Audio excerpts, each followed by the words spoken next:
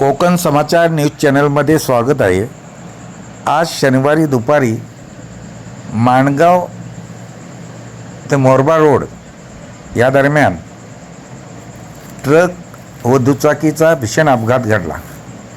यामध्ये एकाचा जागीच मृत्यू तर दुसरा गंभीर जखमी असल्याचे समजते।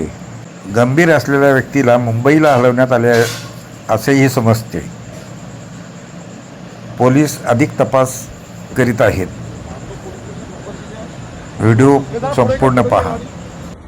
ओ गाडी पुढे गेला।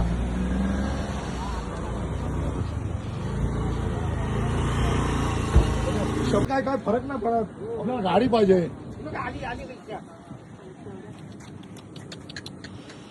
बाप रे बाप, अरे ह्या गाडीला ठोकला न्याला।